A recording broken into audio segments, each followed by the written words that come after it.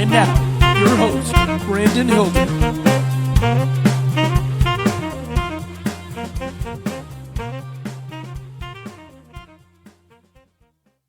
Hello, everyone, and welcome back to The Opening Act, a podcast interview show where we interview musicians and more. On today's episode, our special guest is Preston Scott. Preston is the lead singer of Absinthe, Allie. Now, this is Absinthe, Allie's song, Burning Fields.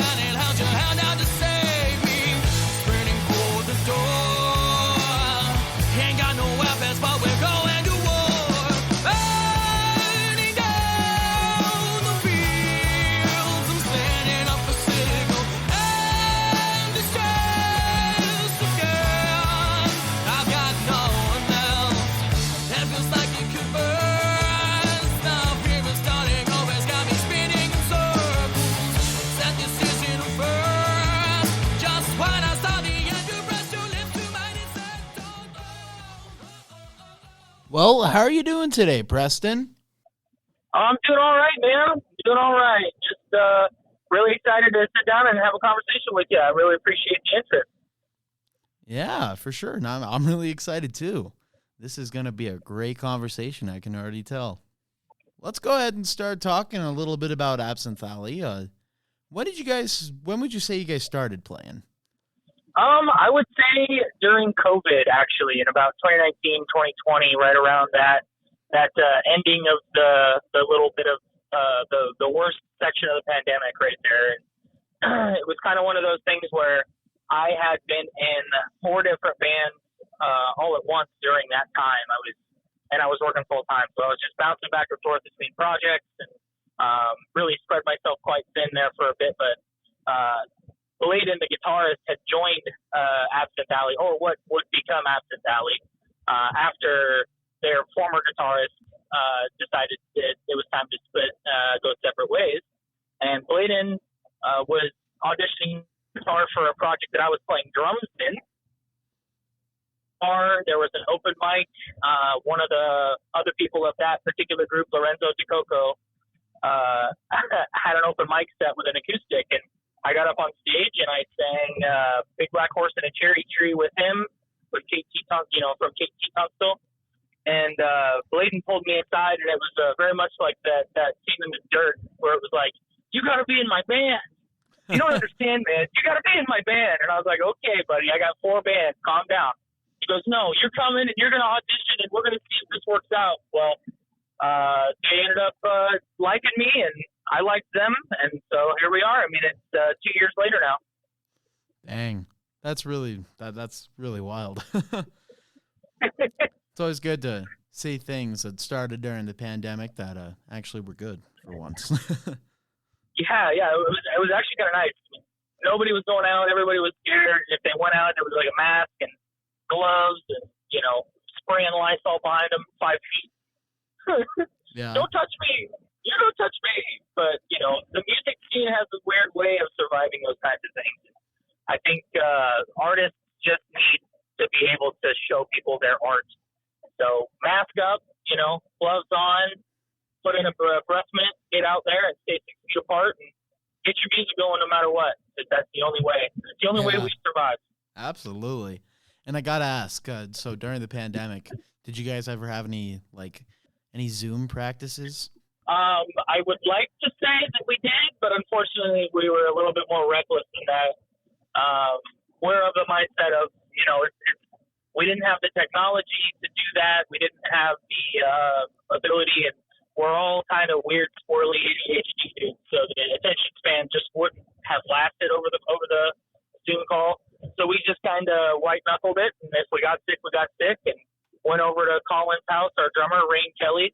Went over to Rain's house and just kind of did what we did 2 days a week, and it works out. We're alive. So Yeah. there's that. It's probably good you didn't do any of those. Trust me, when I was doing high school band, we did some of those, and holy moly.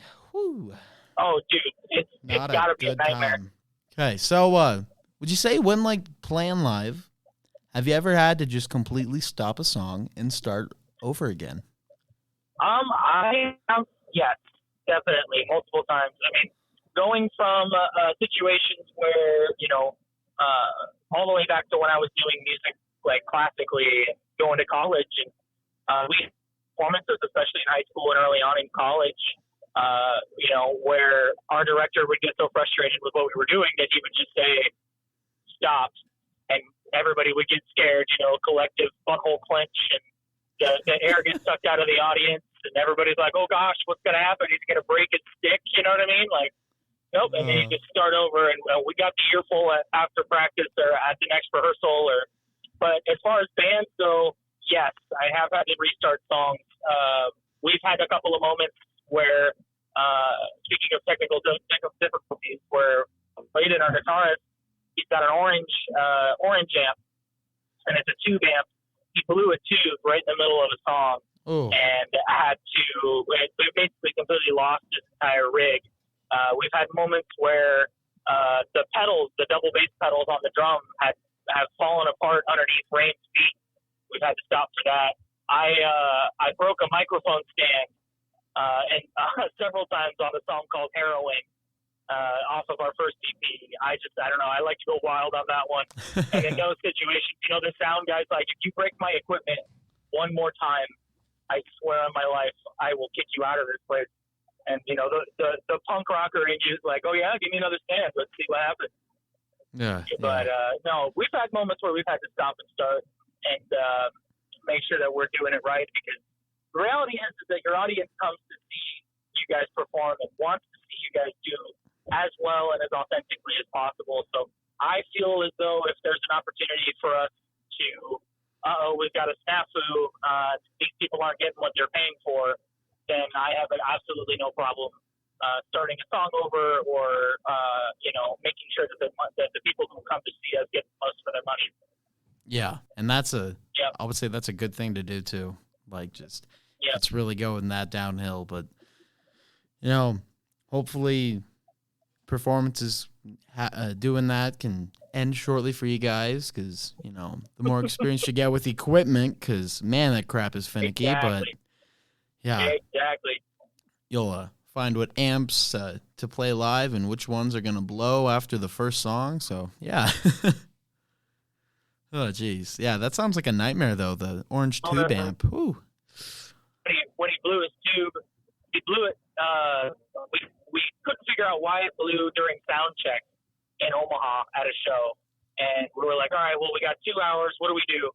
And Bladen drives down to Plattsmouth to our recording studio, Anytime Studios, and asks our recording artist, Doug Decker, if he could use his orange, because he had almost the exact same amp as his place. So he drove all the way from Omaha to Plattsmouth, picked up the amp, drove all the way back to the show, had to sound check again, right, first thing on stage, get his settings right and go. And that was a stressful one. He was not happy after the show. He's like, but, Jeez, that sounds like a nightmare. Reality is there's no such thing as a perfect show. Absolutely no such thing.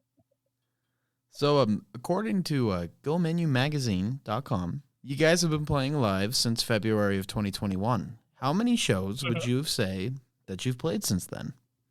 Oh, since February of 21, we like to do one a month, so we can go ahead and say for sure we've done 12. But there are several months where we played 2, a couple months where we played 3. So I would put it, if it's 2021 and 2023 now, probably somewhere around the range of 25 to 30.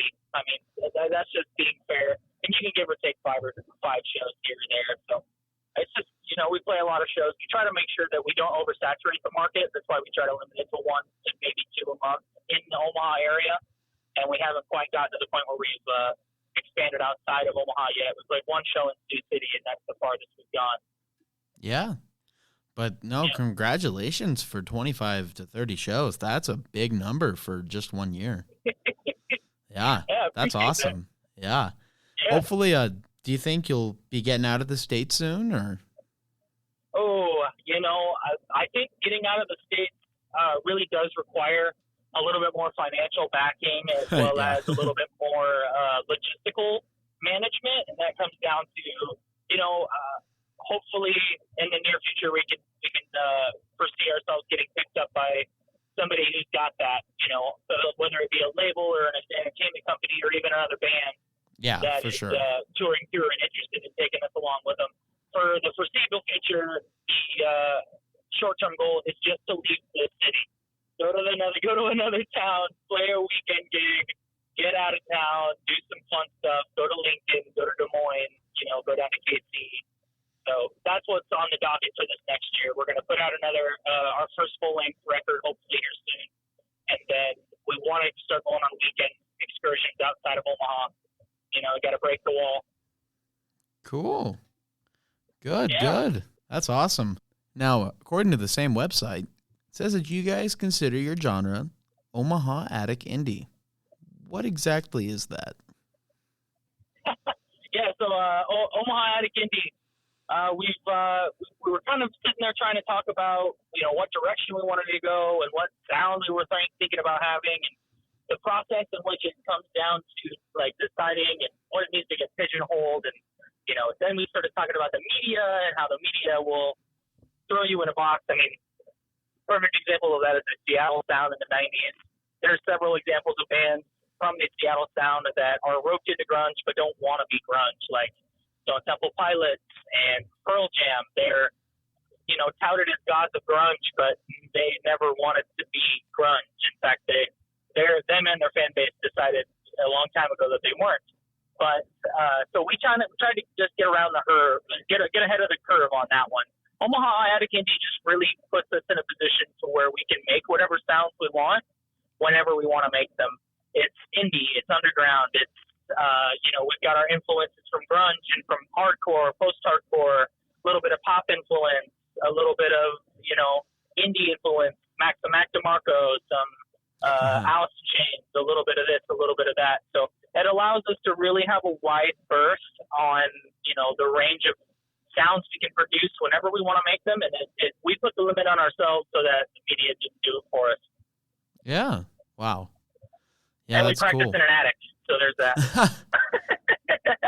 Dang, that sounds like it would get hot though. Ooh. Oh, dude, it is. In the summertime, I mean, Nebraska's weird. It's got this weird temperature swing. Just last week, it was negative 35, and in the summertime, it can get to be 100, 110 with 80% humidity. So Wow. it's night and day. So that attic really feels all of it. We're up there Mondays and Tuesday nights for 2 hours, and it's just sometimes it can be a nightmare. You get a little window unit up there.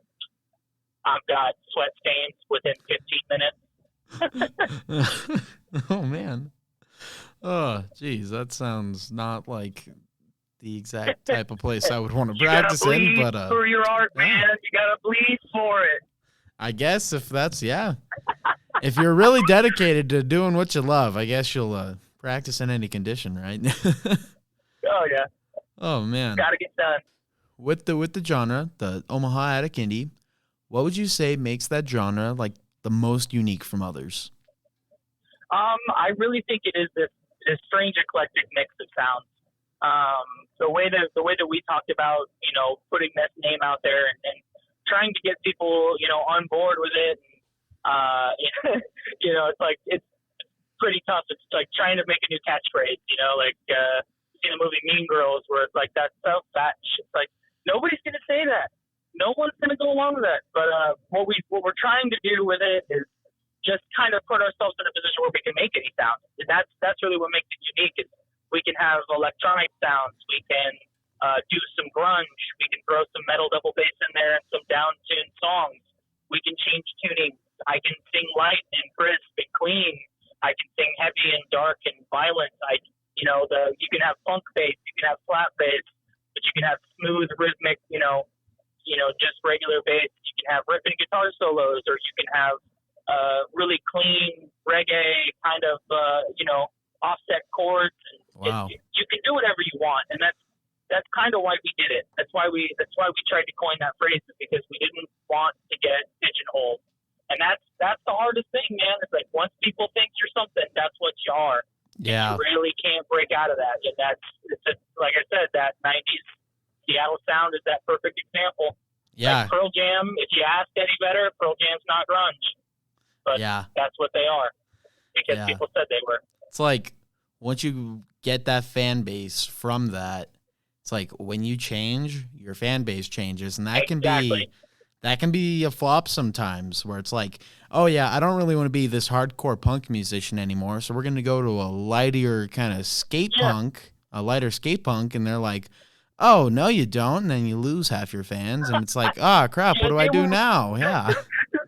Oh, I love that band, but only their first album. Yeah. The band has 8 albums out. Nobody gives a crap after the first 2, because you change your sound. But the reality is this: it's like I don't believe that any band out there who's around for longer than 5 years and continuously puts out music can survive without change. That is necessary adaptation when it comes to being not only a musician but a human and an artist in general. Absolutely. Like, as you age, you learn more tools. You have more tricks. You're not the same angsty kid you were when you wrote that first Blink-182 album.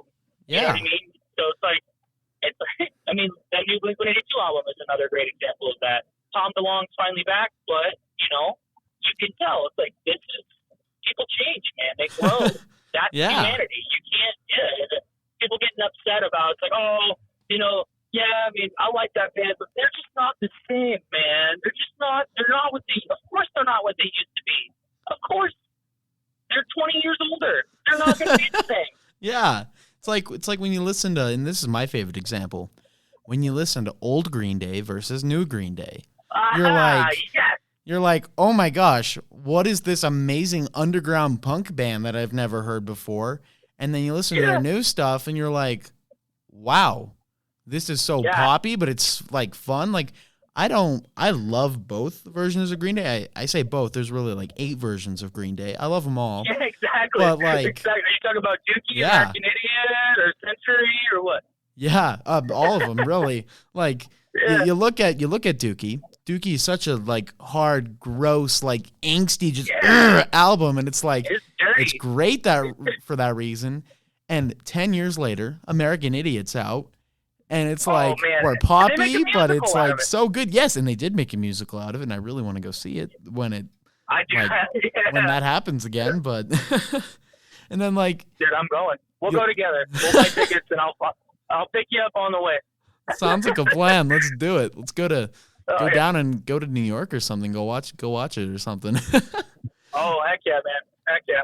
Yeah, you look at their newest album. I mean, the rumors say they're trying to get one out right now, but the Father of All album, it's so like poppy, it's so different, but I mean, I really like it, but it's like, it's way different. And if you compare it to what they used to be, their first like 3 albums or so, you're like, they don't even, this isn't the same band. Not at all. Not at all the same band. And change is good. Beautiful. It's gorgeous.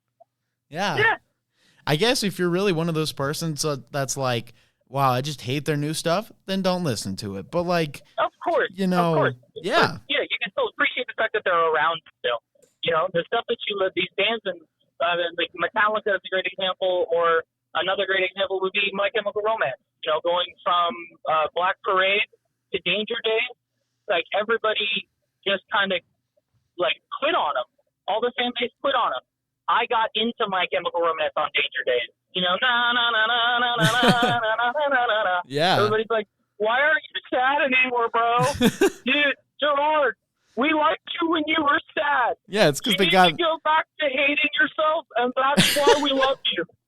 Yeah, it's because being happy. It's not the same thing happened with them. Like, they got thrown into the emo culture. They're like, you're emo, even though, and this is kind of a debate, but I really don't think they're emo at all. But like they were thrown into that, and all of the fans are like, "Oh, what the heck? Now you're happy?" Yeah, it's like they wanted to be happy all along. Yeah. Yeah, I thought you were not. That's funny. That's really funny. Whew. So after that rant of why music change is good, Yeah, exactly. when would you say you like first discovered your love for music? Honestly, man, I couldn't put a date on it if I tried, but it was as close to day one as day one could be. Yeah. My mom tells stories and my dad tells stories all the time of, me being just a wee lad, twinkle in my father's eye, and sit in the back seat and begging my mom to flip through the stations until I got the Uncle Cracker song. I want to be a fish in the sea. Follow me, everything is all right. I mean, that's back in those days. I was jumping down the stairs at 5 years old singing, with a never made as a wise man, couldn't cut as a poor man stealing. And 6 years old, my mom's like finally looking at my stepdad and going, okay, it's time. We need to put some direction to this. He's obviously excited about it. He obviously loves it.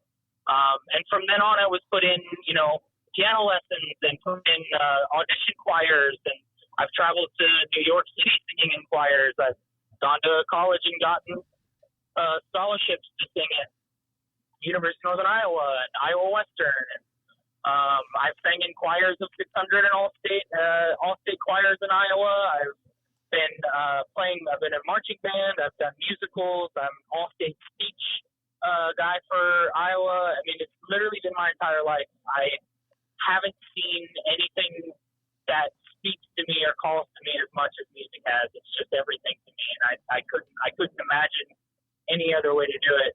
The other interesting part of it for me really is my mother is a therapist. She's a doctorate level clinical social worker and is now a college professor of drug and alcohol counseling.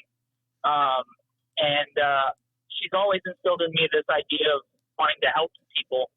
And, I don't think I could do it sitting in a chair asking people why the color yellow makes them sad. I think I need to do it over the radio. I think I need to put my heart into music and let 600,000 people hear it at the same time. And hopefully at least one of them sits there and says, I identify with that and I can pull the blade back from my wrist today, or I can, put the bottle down, and because someone heard, someone spoke to it, someone finally recognized it, because that's what music's always done for me. Wow. It's always done it for me. If I'm down, if I'm sad, if I'm blue, if I'm hurt, if I'm crying, if I'm hungry, if I have to fart, if anything, I don't care. It doesn't matter what emotion. There's a song that speaks to it. And that's the only thing that gets me out of bed in the morning. That and my beautiful girlfriend is sitting right next to me. So I'm gonna make sure I spread the love there before I sleep on the couch when we get home. But Wait, so did you just say that there is like music for when you're hungry? Is that what I just heard? Oh yeah. What? Oh yeah. You ever heard of Psycho Stick? No. It's not a song. It's a sandwich. No? All right. Well, you need to be educated. I need to get educated. Okay. Yeah, Psycho Stick, my friend. Psycho Stick. It's not a song. It's a sandwich. Or should I let's look it up right now. I won't play it, but I'll look it up. They've also got, what is that? Beer. Beer is good. I know that's not school appropriate, but give it a couple of years and you'll be able to enjoy that one to full capacity. Oh, man. Oh, yeah, I see it now. Yeah. Dang. Yeah. Okay. I mean, here's another thing when it comes to food music. Every restaurant that's got a jingle. I guess what that's happens true, when you get yeah. hungry? That's true. You hear the jingle. Yeah. Yeah. That's true. That's, jingles are cool. Oh, man, McDonald's. I work there. I actually did. I did, too, for 3 years, actually. It's my first job. High school. Yeah? Walnut, Iowa. Yep. It gets talked down a lot, but it's actually, I find it very enjoyable. It's a cool job. Well, it is. It's not bad, man. It really does teach you how to work, teaches you how to work volume. My grandma has a great saying. It's like, as long as you learn how to cook and clean, you can always find a job. If you know how to cook, you know how to work in a restaurant, you know how to work in hospitality, you'll never not have a job. Your lowest point in your life, you can still make a paycheck as long as you can work in a kitchen, as long as you can put a bed together, as long as you can clean a bathroom, you can find a job and you'll never go hungry because you know how to work in that environment. So yeah, it's underrated. Yeah, it absolutely is. And I mean, if like the most you can ever get is working at McDonald's, like, hey, you're probably going to be able to become a manager someday, and you're probably not going to be living too shabby because. I mean, if you want to see the country, be a district manager. Yeah. There you go. You get to travel. Yeah. I think working at restaurants, and, I'm going to be honest, last year, I would have said the exact opposite of what I'm about to say, but I really think it's a good thing. It is a good thing. You learn a lot, and you learn how to, like you said, how to be quick, how to be all sorts of things, because oh, man, when that lunch rush hits, you got to be ready. Oh, dude. When you got 35 Big Macs staring you in the face and only 2 dudes behind the line on the counter, 1 dude behind the register, and a bus pulls up, you either nut up or you shut up. That's all you got to do. You don't get through it, you don't have a job, but you're still going to have a Karen screaming at you. So why don't you figure it out? Oh, yeah. I got screamed at the other day by a lady. And oh, no. So the only thing I've been working has been drive-through, and I love it. I think working drive-through and like taking orders drive-through is so fun. But there was this lady who drive-through was mine too. Yeah, I love it so much. There was this lady who was trying to buy an ice cream cone, but she didn't know what to call it. And like as they were pulling away, so like we struggled a little bit because I was trying to figure out what she wanted. She was like, "Can I get the white thing with the tan thing?" I was like, "Oh boy, here we go." The white thing with the tan thing. Yeah, I was like, oh yeah, for sure. I think you've got bigger problems than hunger. And like, so after we figured out it was an ice cream cone, they start pulling away, and before my little mic turns off, I hear, "Man, that kid was an idiot." I was like, "No, you didn't know what an ice cream cone was called. I'm sorry, but That's when you open the window and you make them a unicorn. You know how to make somebody a unicorn? No. Take the ice cream cone and you just stick it ice cream first right on their forehead. There you go. Drive away. Here's gotten fired so fast. Whew. Hashtag worth it. To all you kids out there, hashtag worth it. No. Oh, sorry. That's not PC. Don't listen to him, guys. Don't get fired from your job. Yeah, I'm going to get to practice tomorrow or next week, and my my bandmates are going to be like, "Did you tell everybody to smack people in the face with ice cream? I thought you were talking about music on this thing, man. Come on." Oh, jeez. Yeah. Please do not do that with ice cream cones, everybody, unless you want to get fired. I promise I would never do that to anybody because, like, I want to keep my job and I'm respectful to all the people that come through the drive-thru, and I treat them like they're my best friend. So you will not be getting an ice cream cone in your face, I promise. What would you say, like, your favorite band as a teenager was? Favorite band as a teenager? All right. So my whole left arm, I've got tattoos on my arm of the biggest bands that influenced me. And my next tattoo is going on the backside of my forearm. It's Dream Theater. Dream Theater and Tool are probably the top 2 for me, most influential bands in my life. But again, it's like trying to pick your favorite child. The other 2 bands that I've already got tattooed on my arm are Slipknot and Escape the Fate. But I would say as a teenager, I really Escape the Fate was a really big one. It was the second album I ever owned. Eve 6 is a big one. That was the first album I ever owned was Eve 6. But I would say like the ones that really drove me to push towards the boundaries of what I thought music was and really revolutionized everything for me, definitely Dream Theater and definitely Tool. Those are extremely important bands to me. There's an element of prog. There's an element of this really truly introspective level of thought, pushing past the hi, how are you, how's the weather, and really going deep into, why do you wake up? Why do you enjoy what you do? Do you enjoy what you do? And if you don't, what are you doing? Why are you still doing it? just making you really push past this whole ideology of this is what you got, so accept it, and making me really put myself into the mindset of this is what I have, do I want it, and if I don't, how do I get away from this and into something that I do want? And that's Maynard James Keenan in a nutshell, man. That's Tool all day. And Dream Theater, their musicality and their ability to push the boundaries of musical ability while still telling an intelligible story and putting you into another world. It really is a theater of dreams. I mean, their name was very, very, very nice. On the way down to Tulsa, I listened to 2 or 3 Dream Theater albums.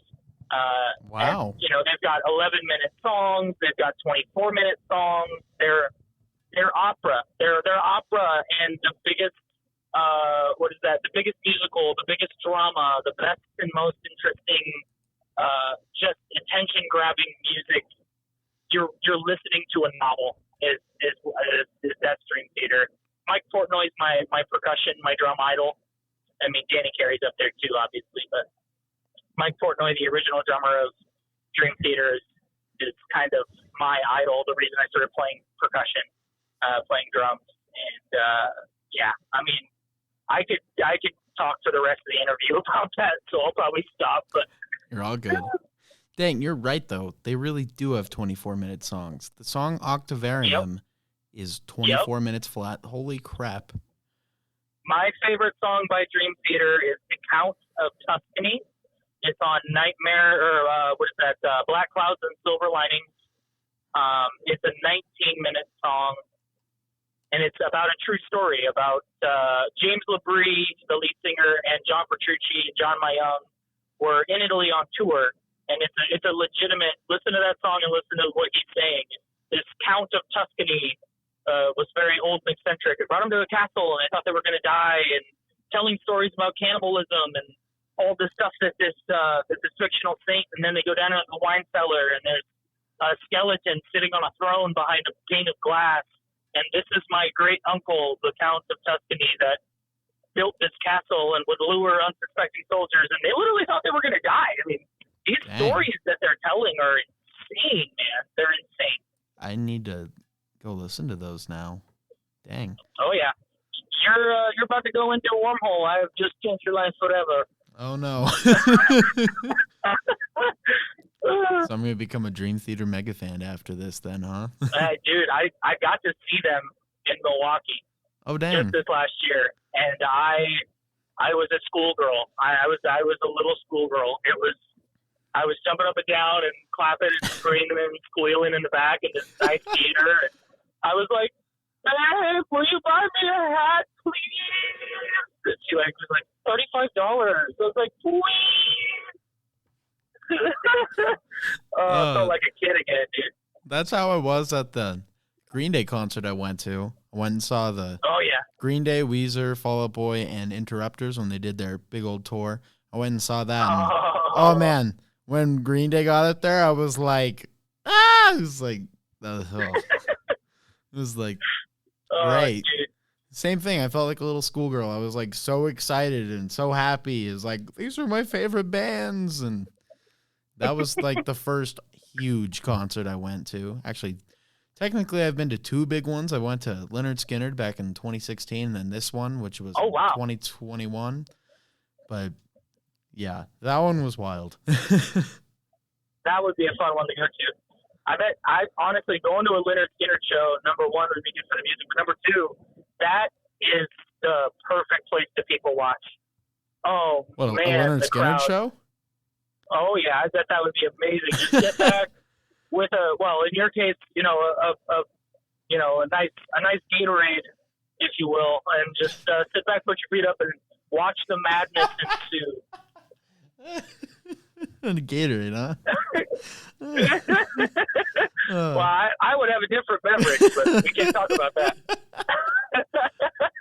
Oh, man. Okay, you're going to like this. I actually haven't thought about this until, like, right now. So I've been to 2 big shows, like really big shows in my life, Leonard Skinner and the Green Day concert. At the Leonard Skinner one, that was a while ago, I had a beer spilt on me. Like, all over me. That's always the best. Yeah, and I was like really little too. Then at the Green Day one, I had a drunk man who was spilling beer all over me and my mom, like on our shoes and on our legs, and I also got thrown up on. So both of the big concerts I've been to, trial by fire, my friend. Trial by fire. It was crazy. It was during my favorite Green Day song too. So Jesus is Suburbia is playing, and like I'm getting into it. I'm like, Suburbia is my favorite Green Day song. Yo, literally, no one else likes that song. That's the best. That's literally my favorite Green Day song. It's a freaking ballad. That song is the best. Dude, it's an epoch. It's an epic. It is really so epic. Good. Dang. So they're playing that, and it's getting into the I don't care part. So like, I don't care. Well, it was in the I don't care if you don't. I don't care if you don't. Yeah. I don't care if you don't care.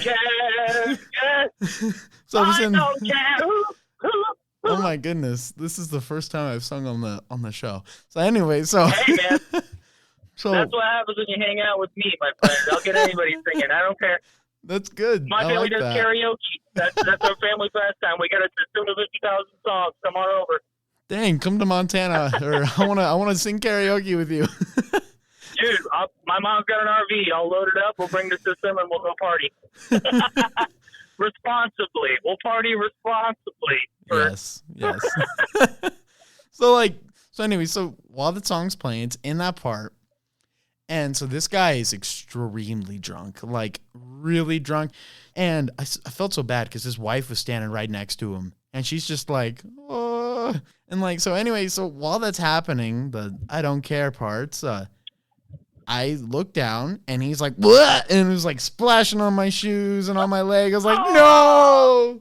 I was like, this is my favorite Green Day song. Let me enjoy it live, please. And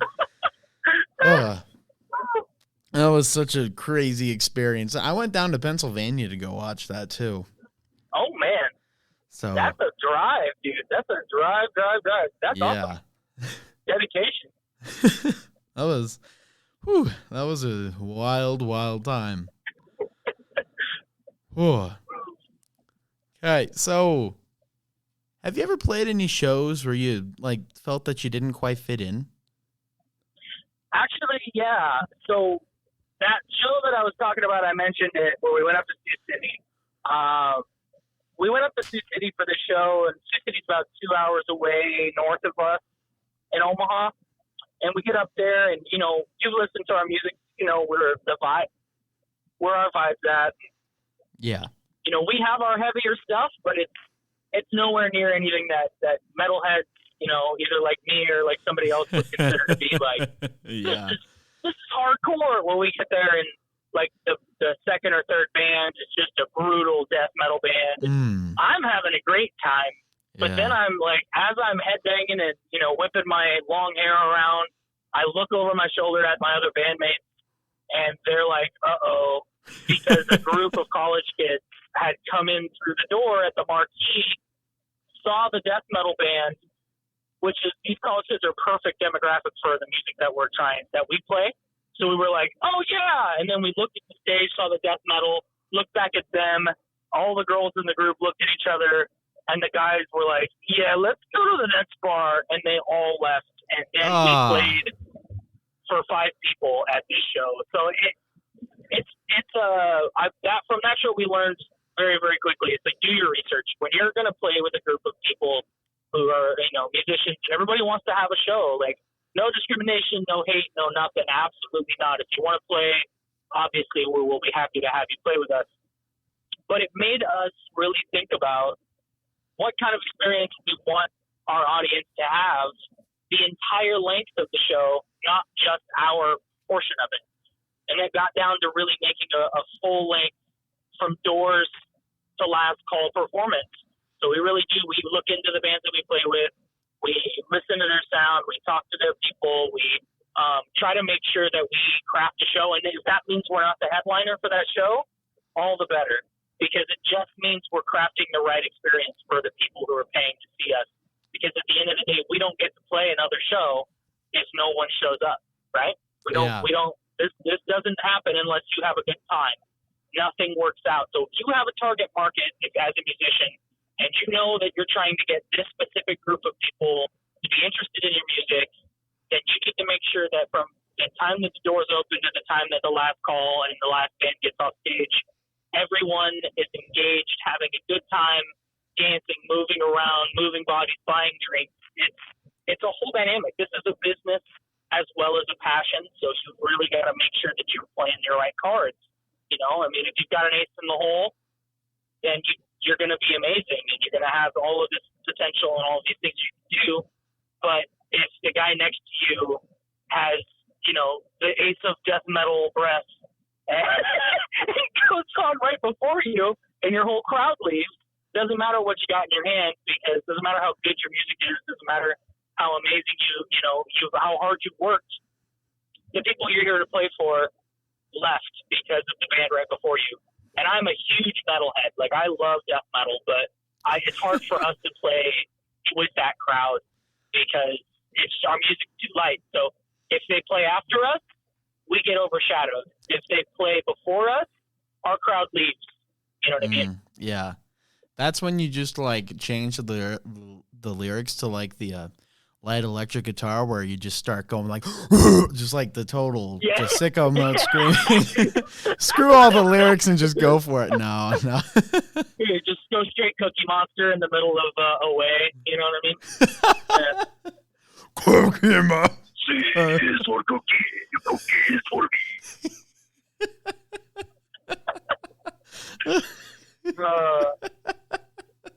Oh man. Yeah, man. That's so funny. But just after that real bad experience, we've just got to the point where it's like, okay, well, it's best to just, you know, craft the show. I have no problem playing them. Like I said, if any band wants to play with us, we're always excited. But again, it just, you know, for us, it just comes down to making sure that we're doing exactly what we need to do business-wise. And sometimes that means beginning, middle, and end. You know, craft it out. Make sure it's a roller coaster ride and the right way. Put the loop-de-loop in the right spot, and, you know, not right before the track ends. We don't want to kill anybody. Yeah. So, recently you guys got nominated to the Omaha Entertainment and Arts Awards, so the OEAAs. Even though you guys didn't actually, like, win the whole thing in the long haul, as you shared on Facebook, how did it feel to get nominated? It was really nice. Very proud moment for us. We got nominated last year, and that was our first year with any material to put forward, and that was really cool. And we got nominated this year, and that was really exciting too, because it showed that there was consistency, and, you know, there was enough people, and we played enough shows, and we've got enough swing to get people to talk about us. And that's big, man, and it really did swell our pride, and, you know, it makes me happy to know that the people we're playing for appreciate the fact that we're still playing. It makes me want to go back out to the recording studio and get another track ready, and, you know, it's a drive builder. I have absolutely no problem not winning awards. I'm not in this for awards. I'm not in this for glory. I'm in this to, at the end of the day, do what I love, and eventually, the most I could ever ask from the music that I'm putting out in return is to help me make sure I can pay my rent. As long as I can pay rent, roof up, lights on, and all I have to do is make music, that would be my ultimate goal. So the award would be nice, yes, obviously. I'm not going to say I wouldn't have it hanging in the practice room. Yeah. I would frame it, and I would look at it every day. But we really do respect Names Without Numbers. We love those guys. That Facebook post I put out was hilarious, and Rain and I were talking about it beforehand, and I was like, look, man, I think it's funny. I'm sure we all think it's funny, but you got to talk to Names Without Numbers before you post it, because we want to make sure that, you know, they don't misconstrue it. That was super funny. It's like, just in China tampered with the voting of the OEAA. It's like China would even care in the first place, but I saw that. I was like, what? Yeah. Rain photoshopped that in like 10 minutes. It was great. Beautiful. Yeah, we texted names without numbers, and they were like, "Yeah, man, that's funny. Do it." So. Dang. You know, Yeah. I just looked up the population of Omaha, and I did not realize it was that freaking big. Oh, yeah. 600,000 people just in Omaha proper. Dang. And then you've got all your outlying little areas like Papillion, Millard. Shout out to all you little towns out there in Omaha. Yeah, hometown, what, O-town. But, yeah. Yeah, man, it's large and in charge. We've got a lot of different musical communities, too. So you got over the 600,000 people in Omaha. Where I live currently, I think there's about 2,500. Yeah, actually, that reminds me of where I went to high school. I went to high school in Avoca, Iowa. I graduated with 56 kids. Yeah. But I grew up in South Omaha, like South O boy. I'm a SOB, but 56 but, kids. Dang. That's like twice the size of my class. Really? Twice the size of your class? We used to be bigger. We used to be like 60, but so we are a lot lower. So on January 14th, you guys played a sold-out show. Like a sold-out show. That's crazy. How did it feel to be involved in a sold-out and a sellout? Well, I can tell you every time it happens, it's amazing. It really does feel like, it's like, oh, the stars are aligning. Jupiter is in retrograde. This is amazing. Like you go home and you're like, babe, whatever crystals you've got on the shelf, you need to keep there because we got people to come to see our music and pack this place out. It's an incredible feeling to play to that many people and to just have that much energy, in one room, and everybody's interested and everybody's paying attention. It's a thrill, and I absolutely enjoy it. I think this is our second time selling out a show. We sold out a show our first year at the Reverb Lounge, and I believe this one was at Reverb as well. This last one we sold out, so it's pretty cool, man. Let's talk about the new EP. Bear in mind. So new material. Woo-hoo. Yes, and before we talk about it, if you guys have still yet to listen to it, you got to go do it. It's on YouTube, Spotify, and all the other. Is it on all the other streaming websites as well? Yeah, it's on all platforms. You got it, Apple Music, you got Spotify, you got all the good ones, and then you got all the ones nobody knows about. Yeah. Anywhere you can find it, YouTube, do it. Go listen to it, guys. It's awesome. Yeah. I swear, like, probably half of the views that you've gotten on YouTube from it are probably from me, so... Yeah, I've been blowing it up lately. It's great. I appreciate it. Yeah. But yeah, Bear in Mind was a lot of fun. Yeah, it's a good EP, that's for sure. So if you guys haven't listened to it, I highly recommend it, and I'm sure you do too, Preston. Yeah. Here's my own horn. I tooted it. But we really, really enjoyed doing that album and putting that EP out, putting everything together. It was very much a new phase for us. Our first EP, the Absinthe Allie EP, was very raw and very, it had a lot of passion and a lot of drive, and we loved the music in it and just had a blast making that first one. And the second one, Bear in Mind, really became kind of like this, we need a direction kind of album, kind of EP. And we need to make sure that we're applying all of these skills that we've learned through trial and error over the last year and put it into the next piece. So we never want to stop progressing. And that's really what Bear in Mind was for us. It's like we took the passion and we honed it, and then we added some better elements of storytelling and song structure and gave opportunities for Bladen to shred like a maniac and made sure that Nick had the space to make some rip and bass solos. The progress that, you hear on that album from the first to the second, and the production quality. We got a new mixing and mastering guy down in Springfield, Missouri. His name's Kevin Gates, not that Kevin Gates, not the one you're thinking of. But shout out to Kevin. Kevin's awesome down in Springfield, and we're going to go down and record with him from beginning, middle, and end this next round. But he really put our sound out to a point where it's just it's that much closer to being everything we wanted it to be. I mean, the first EP, like I said, it's very raw, it's very rough, it's very clean and crisp, but it's passionate. You know, it's like yeah, these guys got something, I think, but I don't know.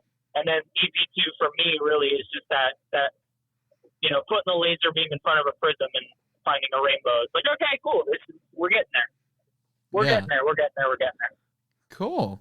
And bear in mind, the song Arizona got its own music video. What can you tell me about that, like in the recording and how it all went? Yeah. Our buddy Drew from a band called Feel Good in Omaha, he's the drummer for that band. He's also a videographer. He's starting his own videography business, and he's fantastic.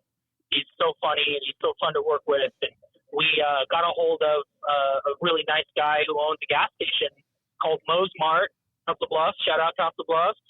But it's a great little spot, and the idea really came from Rain and Drew talking back and forth about what we wanted it to be, and we found out that we weren't going to get sued for using the word Arizona so much, and we weren't going to get sued for using Arizona cans because Arizona doesn't do any of their own marketing. In fact, they prefer it if their fans do the marketing for them. So we were able to use it without getting licenses. And the idea behind the video itself was smart. If you remember in the early 2000s and late 90s, the Chef Boyardee commercials where the can falls off the shelf and follows the kid home after mom says no, you can't have that, no, and the can gets all sad and it falls off the shelf and rolls all the way across the city, and finally mom picks it up on her front porch and is like, okay, fine, I guess you can have these freaking raviolis, you whiny baby. But that was the premise of it. She walked in and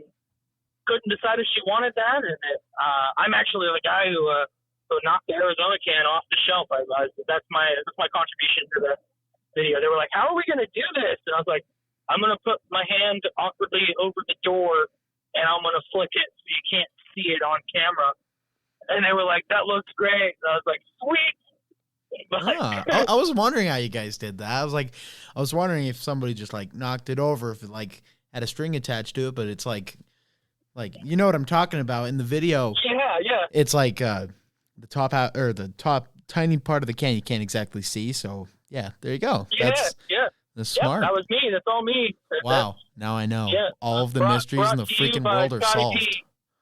Dang. You're going to have to put that one in the vault now because now everybody knows. Oh, yeah. We might have to cut this short. I'm giving away proprietary secrets.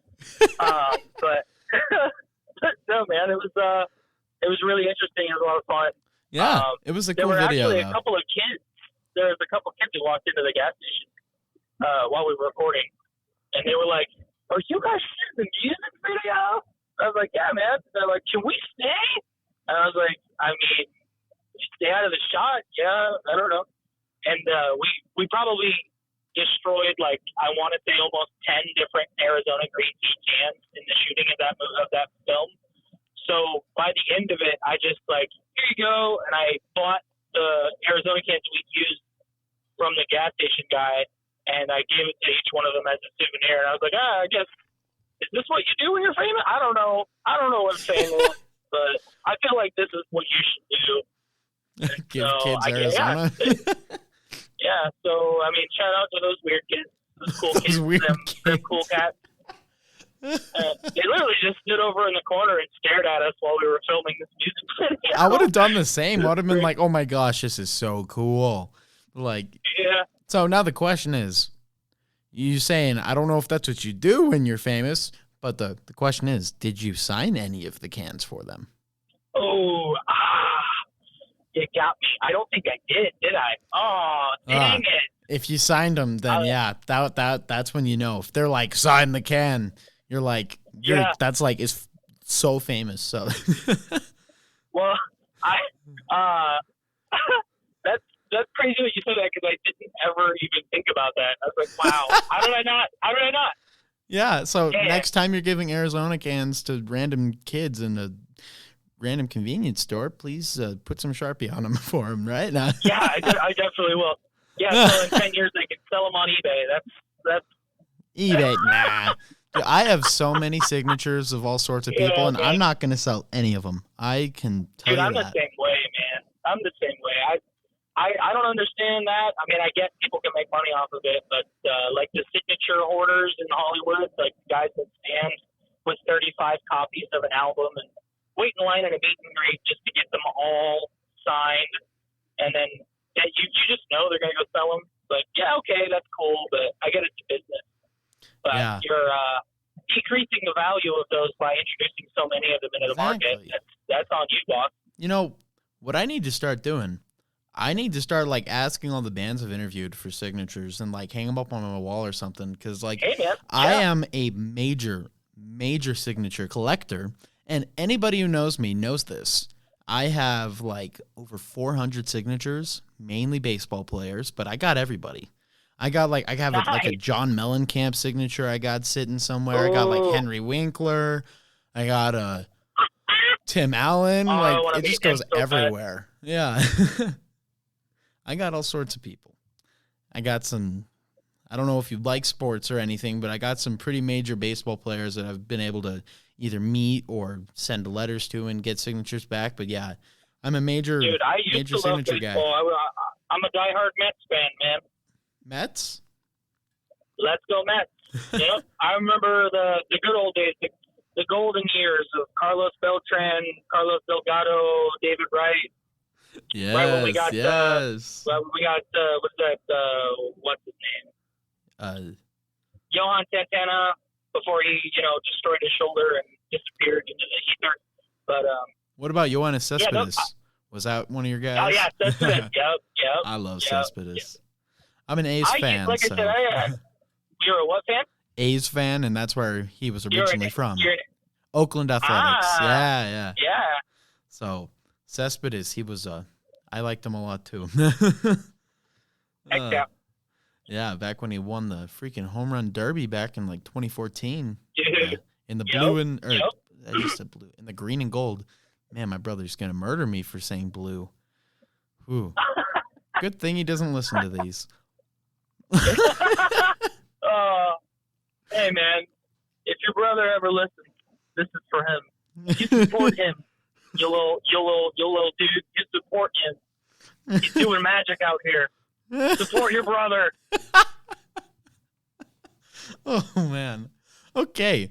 Back on music videos. So do you think you're gonna shoot any more music videos for any more of the songs in Bear in Mind? Oh, absolutely. I don't know whether or not we're gonna do one for any of the songs on Bear in Mind. The focus for us right now is actually shifted over to finishing our first long play record.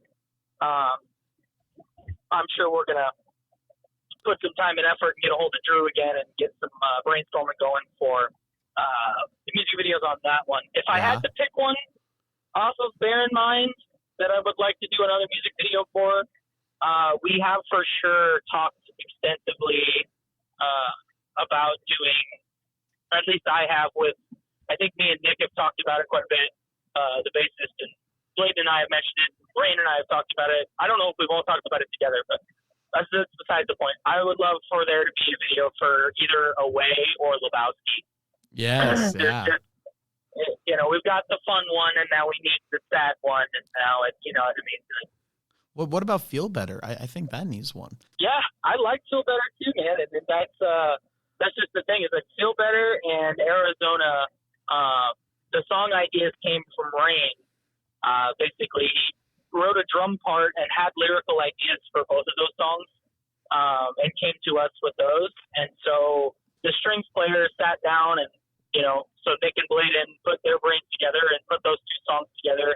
I think Arizona, they wrote the guitar parts and stuff for Arizona within like 45 minutes. Dang. So it's really like, the structure, once the structure's down, like, coming from Rain and from behind the kit, and it's just like, all right, well, we know where the verse ends, and we know where the chorus ends, and now we just need to put a melody to it and structure it the way it's already structured, and it's really bing bang boom, pretty quick and easy to the point, get it done. But you know, props to them for really putting in the time and the effort. I find myself in a position where I'm always like, I don't know about that one. Try this chord, because I've got a little bit more of the theory background like Nick does. Nick's a theory guru, and I have my classical training and things of that nature, so I can bounce off of him. But Bladen is very much self-taught, and a lot of his ideas are outside of the box, which is really good when you've got guys like me and Nick who really want to but is that the tenor, the major, is that the diminished? What is happening? Does it correlate? Is it in the circle of fifths? And Bladen's like, I don't know. It sounds cool. So. Yeah. Yeah. But yeah, I would like to do a music video for Feel Better. But like I said, I think we've got the little bit happier, go lucky music video with Arizona. So I would really like to put one on Lebowski. Lebowski's lyrics are kind of my baby. I really enjoy that song a lot. Yeah, it's a good song. Like, really, yeah. And I don't think I can stress this enough. All of the songs on Bear in Mind are, like, really, like, all of them are good. Like, there's not one that's lacking. Like, they're all really good. So I can say this with confidence. Yes. Absolutely make one for that. And, like, yeah. Yeah. And I really appreciate it, man. You ever seen Ratatouille? I like references, but have you ever seen Ratatouille? Yeah, it's like the best Disney Pixar movie of all time. Yes. My boy, Remy's my boy. It's that rat king. Anyway, when he puts the cheese into his mouth and the strawberry into his mouth, and you get all these lights, he goes, kind of reminds me of, I lost it. You know what I mean? And he puts it down and he forgets, but it's like that little explosion of like those colors and the flavors and everything coming together, and how it blends together.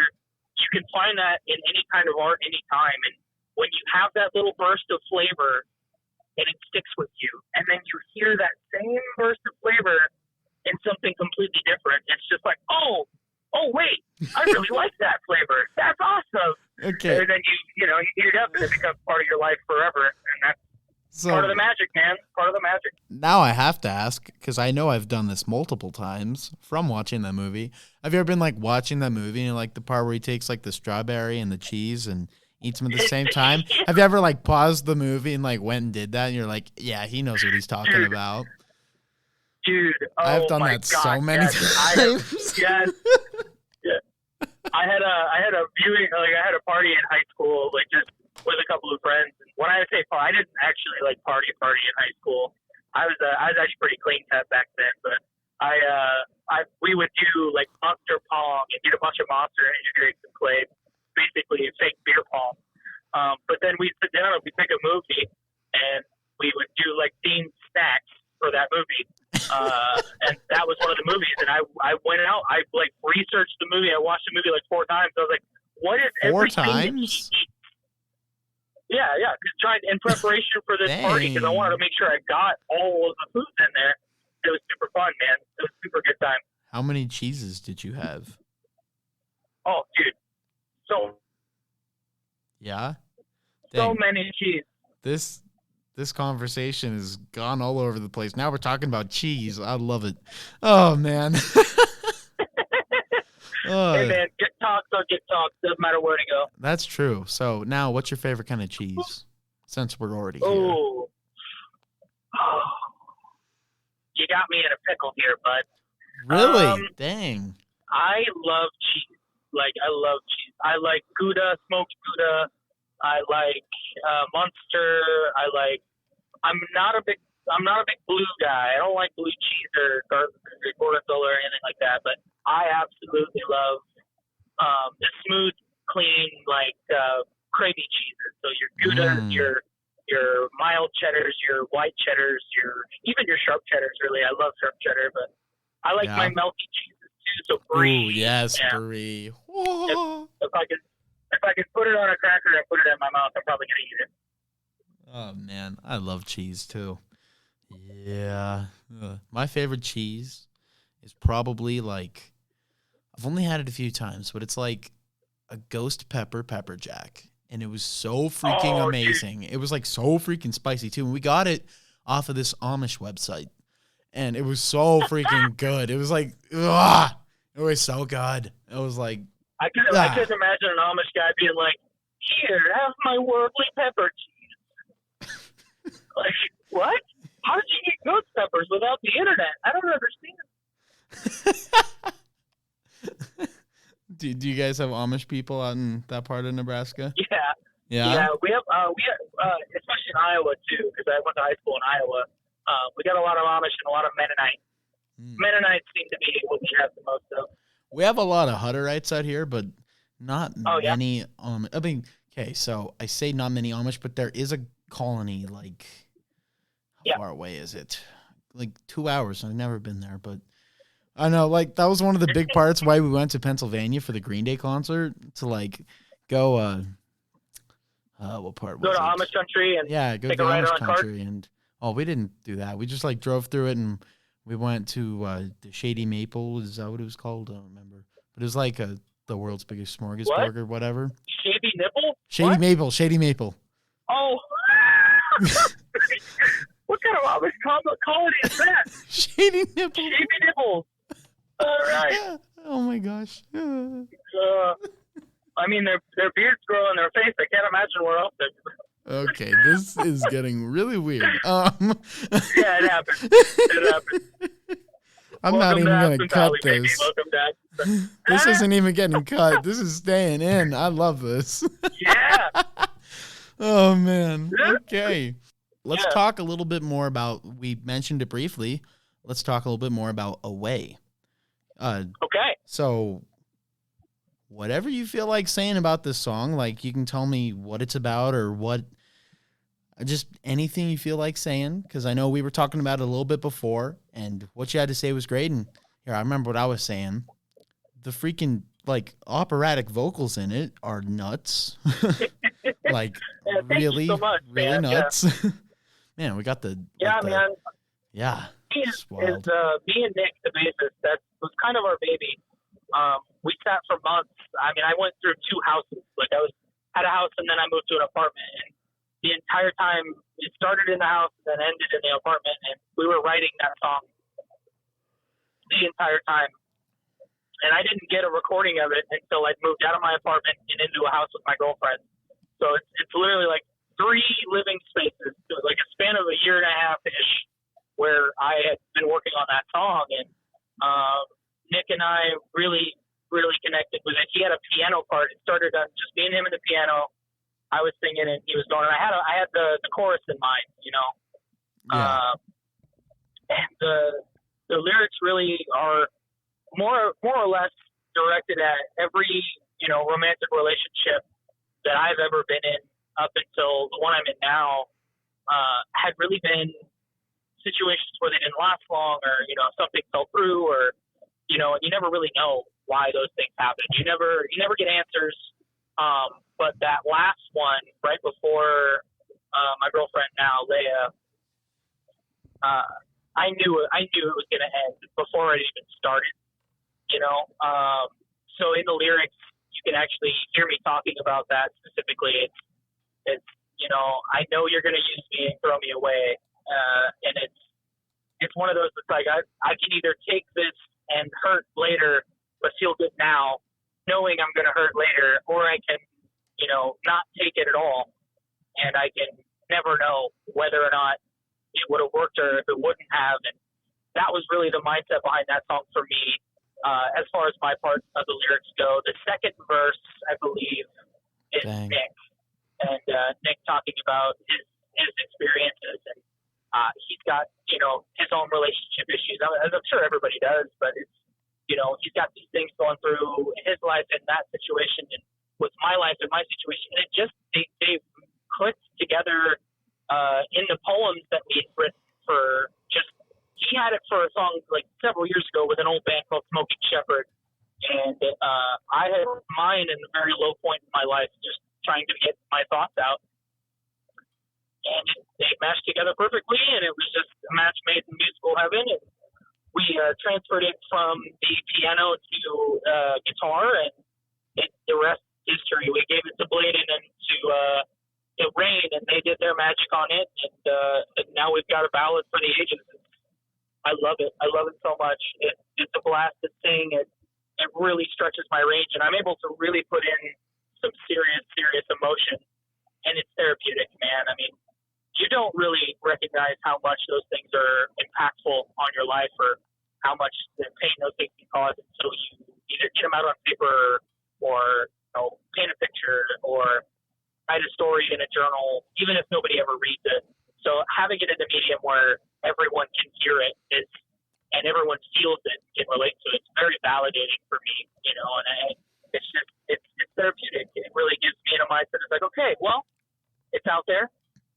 You can hear it, and you agree. Holy crap! So I'm not crazy.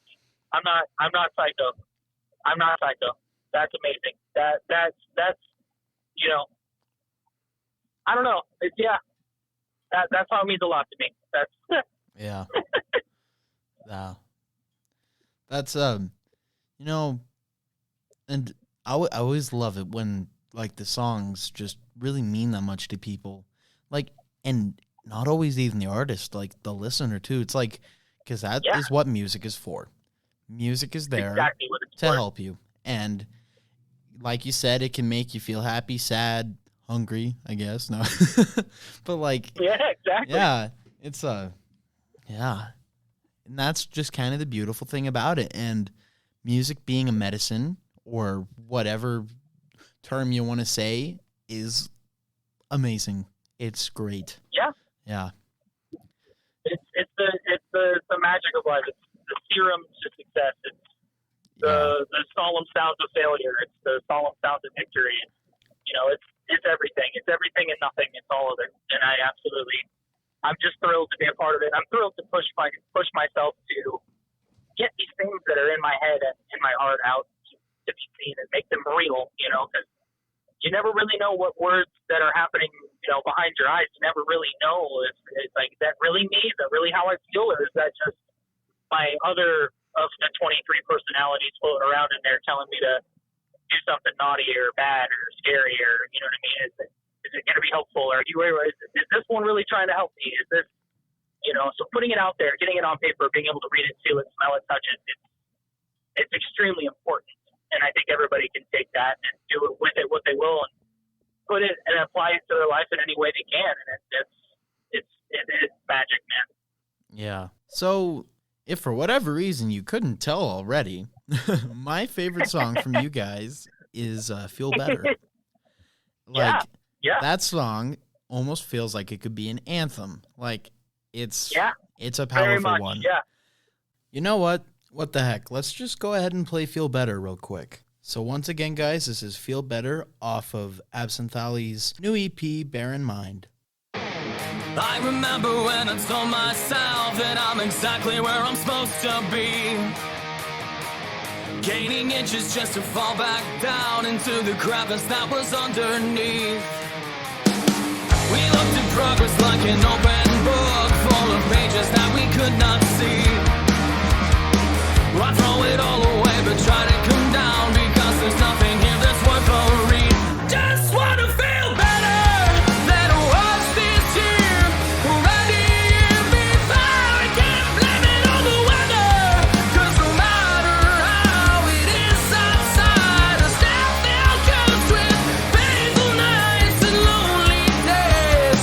Swear to God all I am is a doormat. No matter what I do from here, no I only want one thing.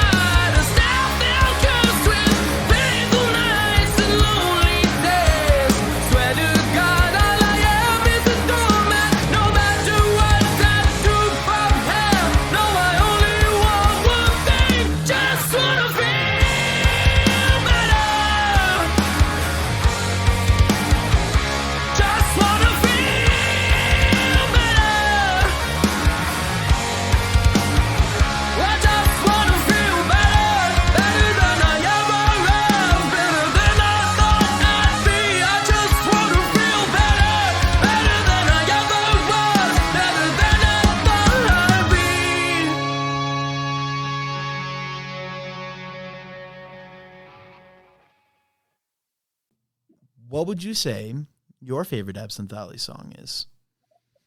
My favorite Absinthe Allie song? Absolutely, Ooh, yeah. To me, it's oh man. I know. I'm gonna have to go back to the first EP, man. I'm going back to the first EP. Okay. Burning Fields. Ooh, yes. Burning Fields. I'm in love with that song. I am in love with Burning Fields. It was the pinnacle, in my opinion, of that first EP. It's powerful. It's got interesting chord changes and just sounds that make you want to move. Yeah. But it really speaks to me. I mean, it's just one of those songs that's very powerful. I absolutely freaking love that song.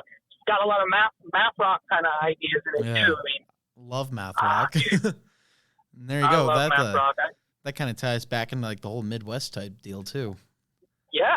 That Midwest math rock, Midwest emo, that idea of like, oh well, I don't want to write a song in 4/4. You can't make me. Dude, I love that type of stuff. Like, tell me if I'm wrong. Yeah. Midwest emo is freaking crazy because, like, the guitar. It's like the most amazing guitar that you've ever heard. It's like the picking skills that those guys have is like unmatched. Yeah. And it's just like not just the guitar though. It's like being able to have a drummer who can keep up with that. Yeah. Like having a drum, like it's just like gent. Like gent has probably been one of my favorite recurring like genres that I dive into all the time. So like Periphery and Veil of Maya, Born of Osiris, After the Burial, like these guys doing these odd times, odd keys,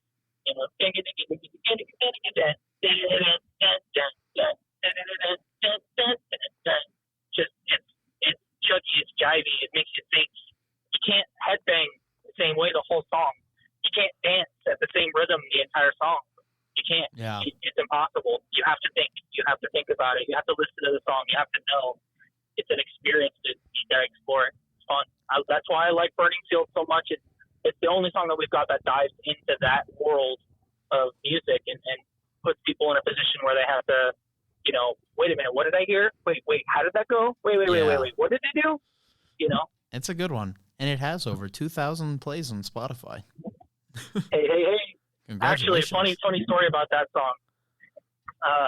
Nick, the bassist, if you ever get the chance or have the ability to isolate the bass line in that song, after we wrote it, I sat down with Nick, because we do one-on-one practices, we do individual sessions where, Blade and Nick will get together and do some writing, and then me and Nick get together and do some writing. Me and Blade will do some writing. Me and Colin, me and Rain, everybody gets together and we do a little one-on-one stuff. I remember sitting down with Nick, and Nick looks at me and goes, "I can't wait."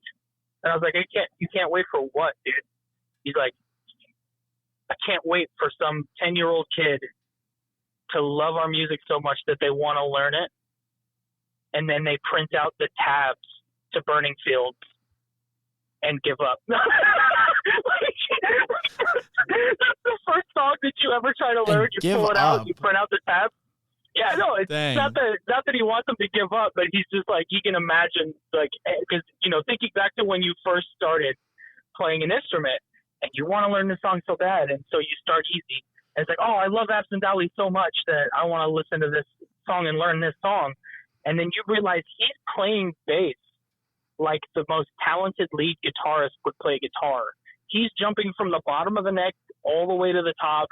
He's skipping strings. He's playing full chords on a 4-string bass. Dang. He's doing slides. It's insanity. I don't think I've ever heard anybody play a bass riff like that in my life. That's crazy. And he's just like, dude, I wrote that so it would be difficult. So, well, I'm glad you did, dude. I'm glad you did. Now, what bass tabs can a kid actually learn from your guys' songs? Because, like, I play the bass, and I would love to learn one of your songs. Yeah, man. Honestly, dude, I think that anybody who puts the time and effort in can learn even Burning Field. Again, here's my horn. Oh, but honestly, the coolest songs, I think the best place to start would definitely be the Bear in Mind EP. Start with Arizona. Start with Feel Better. they're a little bit more straightforward, poppy songs, and they're going to be a lot of fun for you to play. And I know they were fun for Nick to play too. He always enjoys playing the songs he writes live. But that Burning Field song, he got to a point where he himself is like, "Hey guys, can we not play Burning Fields first live ever? I need a couple of warm up songs." Yo, I play the trumpet. I don't know if I've already said this or not, but I do. And yeah, there was this one concert we had, and it was just the Christmas concert, no big deal. And we love playing jazz out here in our Christmas music, and I love playing jazz. It's the best. The hardest song was the first song, and that's usually not a problem. But I just had my braces put on about 2 weeks before. Oh. And that was my first show playing with braces. And, whoa, who would have thunk it? But I had the lead solos. All of them. All 5 of them. Because there was only 2 of us. Oh, that must have been so painful. So I got up and, trumpet, if you're in, especially high jazz music, if you're not, pressing it super hard against your lips, blowing as hard, it ain't going to sound right. So we didn't get any warm-up songs with it. And I stand up, and I just start blasting out the solo. It was perfect. It was really good. And then after the show, my lips were, seriously bleeding. I was like, this is a problem. I need to leave now. It was but it's because I didn't get to play a song to kind of warm up, because I probably would have been fine without it, because, for the last 2 weeks, I was doing it, but I just, went straight in, and my lips were, It was a bad experience. No, I can't. My sister played trumpet in high school, too, and she had braces as well. She said that after a long day, it was brutal, because not only are your teeth hurting from the braces, your lips are hurting from the metal, but vibrating on your lips with the embouchure of a trumpet player when you've just gotten your wires tightened is some of the worst pain you can go through. And I'm like, dude, I got props to you, my friend, props to you. Some painful crap. I just hit things with sticks and yell into microphones. I don't have to deal with very much pain. Oh man, but yeah, dude, brass. If I could play in a band really well, I would totally pick to play in a ska band, because that stuff. I love how brass can be incorporated into rock so well. It's it's pretty. Oh, cool. Dude, I got a ska band for you to look up from Omaha right now. Okay, let's do it. Plastic Presidents. Plastic Presidents. Our good friend Nick Decker is the drummer for Plastic Presidents. Plastic. I have heard of them, actually, because when I was doing a research on you 2 nights ago, I saw them on one of the articles I was reading, and I listened to them. I'm not even kidding. Heck yes. Yeah. Whoop, whoop. Shout out Plastic Presidents. I love those guys. Nick is such a sweetheart. Everybody in that band has put a lot of effort and a lot of heart and soul into the music, and they really make the Omaha scene very different. So. Yeah. What has been the best advice another musician has given you? Best advice. Actually, I randomly touched on this earlier, but I'll reiterate it here. But there is 2 things. Number 1, there's no such thing as original music in the year 2023. Yes. It doesn't exist. Somehow, someone has done it, whether it was Mozart, Beethoven, or, Lil Nas X, or, Biggie and Tupac, or Pearl Jam, or Cattle Decapitation, Cannibal Corpse. Someone has put the 2 chords you're about to put together before. Do not quit because you can't find something new. That's absolute dog water. Do not quit. Just be okay with the fact that all you need to do as an artist nowadays is make it your own in whatever way, shape, or form you can. Because just because someone has done it before doesn't mean you have. You haven't done it. So Yeah. do it. Don't quit. Don't give up on yourself because you're not the first. Yeah. Okay? There's plenty of time out there in your life for firsts. Don't make it when you're putting pen to paper, because reality is you're going to make something that you love. The chances are, if you love it, someone else will. So do it. The second part of that is when you finally get to that point where you've done it and now you've got material and you're ready to get on stage, there is no such thing as a perfect performance ever in the history of music, of art, of sports, of entertainment in general. The people who get paid $3 million a show still miss words. They still miss notes. They still drop sticks. An amp will blow up. A microphone will cut out. There will be a mistake. That's okay, because that's what makes your performance different from every other performance anyone's ever done. No one had that happen right there, and you kept going. So having the power and the strength to not beat yourself up and put yourself in a position where you hate yourself forever because I forgot the words to Dance Dance, which happened to me live. So we did a cover with Absinthe Allie of Dance Dance by Fall Out Boy, and I forgot the lyrics of the verse first time we ever played it, and my best friend got it on video and never lets me live it down. But did I quit? Absolutely not. Absolutely not. It's the only thing that you can do as a human being, because there's nothing about your life that's going to be perfect. There's nothing about your life that's going to go without obstacles. So get the heck up off the ground and move forward, and don't wallow in your sorrow because you're not perfect. You're not Jesus. You're not God. You're not Allah. You're not Vishnu. You're not a mythical creature. You're not a piece of folklore. You're a human being who lives wherever you live, doing whatever you do. Just do it, man. Don't beat yourself up over stupid mistakes on something that is impossible to do without mistakes. Yeah. Those are the best two pieces of advice I've ever gotten. Dang. It's just every day. It doesn't matter if it's music or nothing or anything. Oh no, I woke up, forgot to brush my teeth. Guess I can't go to work today. No, go to work. Eat a breath mint. You'll be fine. Can't go to work today. I love that. Yeah, and like with the first thing he said, and I just want to take a moment and say, holy moly, I love cover bands for that exact reason. Yes. Cover bands that put their own twist on music that is already a thing.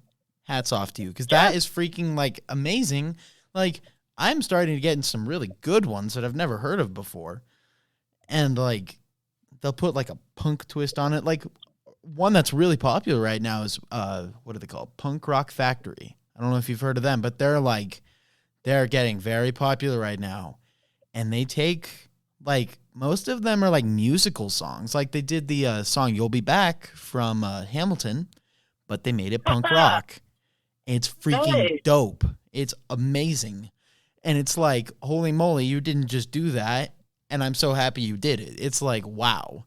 So cover bands that just do that and aren't afraid to do it, I love them. They're so cool. Yeah. Yeah, man. No, that's exactly what it's about, dude. It's like art is art is art, and there's no denying what you do is art. What I do is art. If you put paint on a canvas, it's art. If you do something that somebody already did, it's still art. You're still making art. So make art. Be happy that you're able to be creative and do these things and explore these genres and do these kind of cool things. Because, like I said, Mozart, one of the most talented people ever, took chords from a guy older than him and put them together and just played them a little bit different, tweaked them a little bit, make them your own. And it's something that no one's heard before in that way.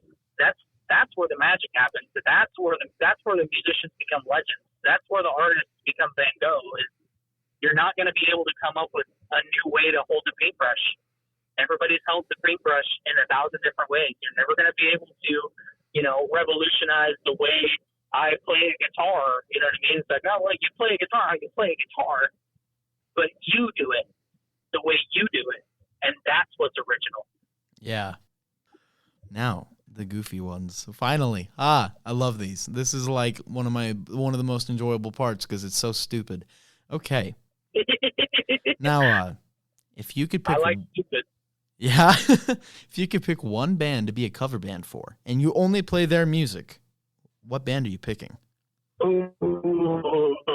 I'm gonna pick a joke one. I'm gonna go Disturbed.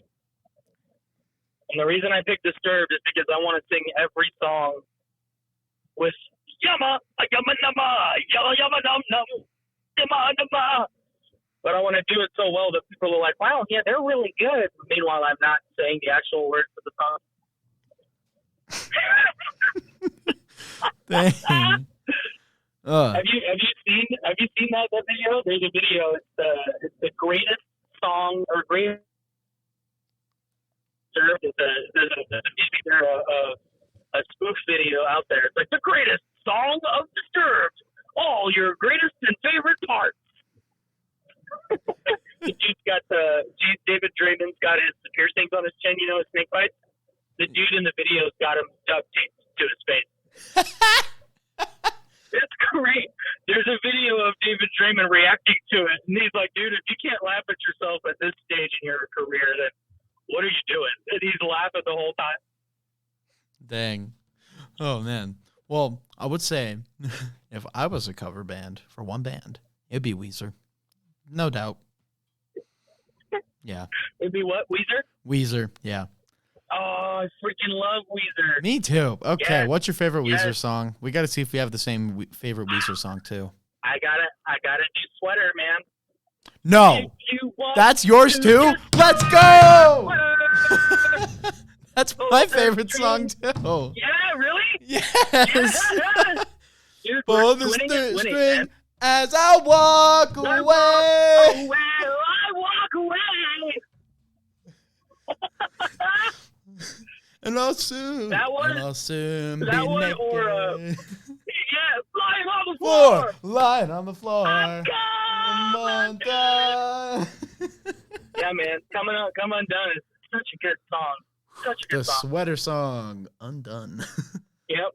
Freaking, oh, I jeez, think, that's hilarious. It's either that one or, dude, I gotta. Let's wow. see if we have the same second favorite one, too. And now my brain's going. Hold on.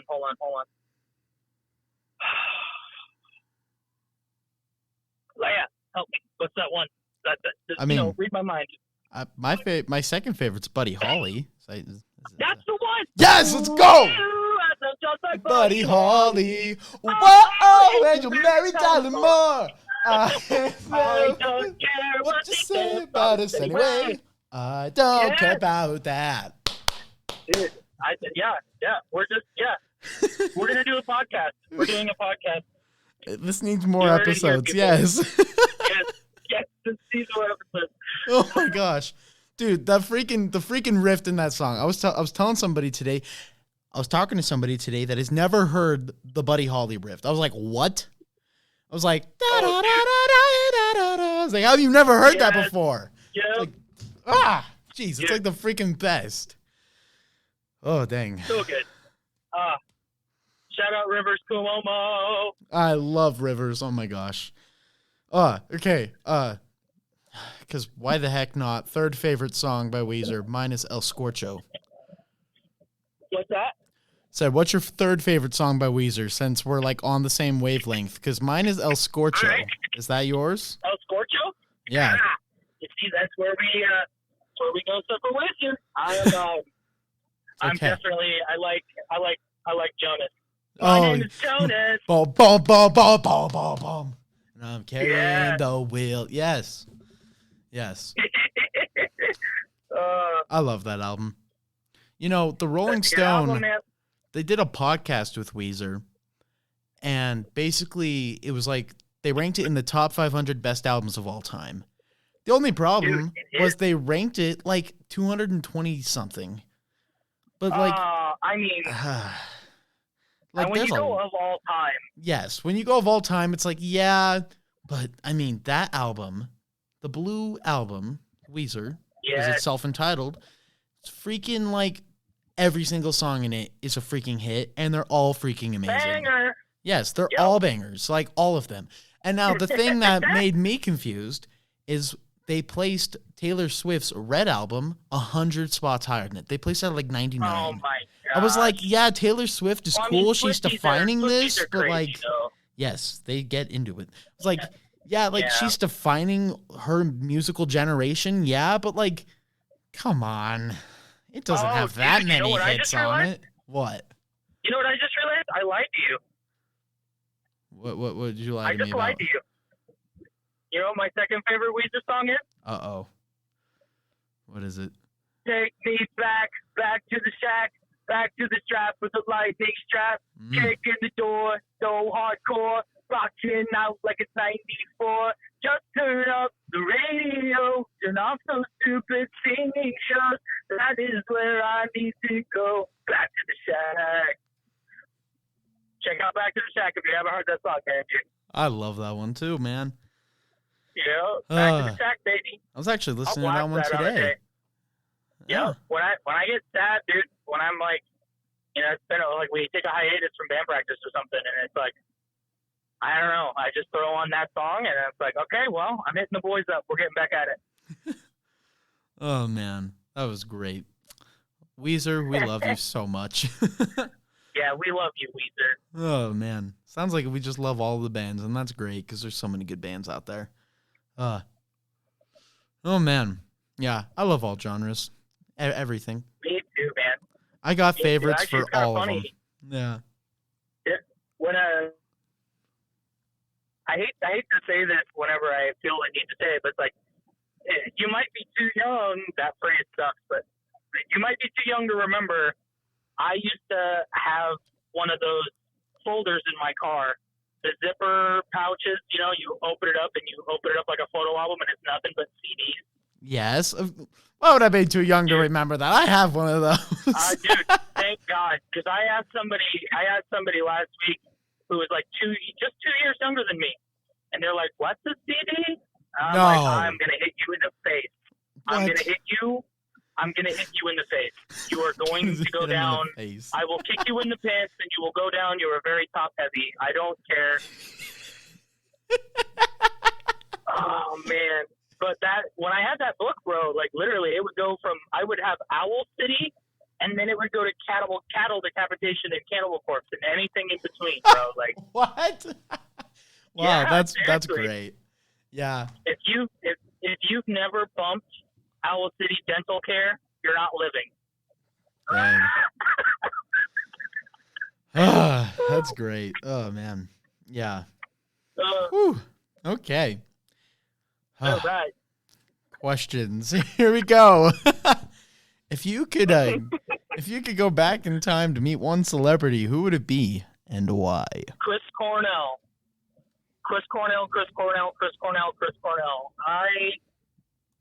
Oh man, I saw Soundgarden in Council Bluffs the Friday before they found him in the hospital room or in the hotel room. Oh.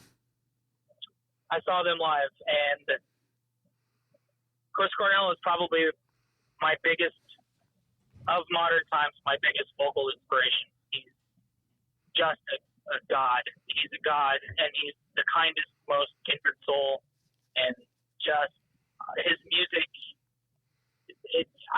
No words, man. Like, I have been to a point in my life where I wasn't sure I wanted it in the first place. You know what I mean? I wasn't sure I wanted to wake up the next day, and you know, I put myself in a position to, you know, make a plan and just end it, be done. And Euphoria Morning, Chris Cornell solo album, Euphoria Morning.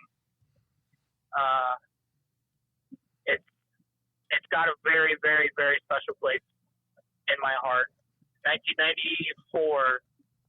It's either 94 or 97. But yeah, Euphoria Morning, preaching the end of the world. Wow. I have, yeah, very, very important to me. And if I could go back and just shake the man's hand and tell him how much everything he's done for us and for me and for the music industry and the inspiration that he's got and the life and the hope and power, and I couldn't ask for anything more than that, to be honest. Yeah, that's a freaking great answer. Dang. Whew. Dang. Yeah. I cried for like 4 days when I found out. Okay, I don't that was blame you. sad. So I'm gonna bring it up a little bit. I was in a band for like 5 years, a band called Big Naturals, and we were a heavy hardcore, like heavy metal, southern metal, groove metal band. But the drummer for that band, his name's Joseph Hinton, and he is one of the closest brothers I've ever had in my life. I love that man to death. But shout out Joe, love you, man. But the day Chris Cornell passed away, oh my gosh! And this explains Joe to a T.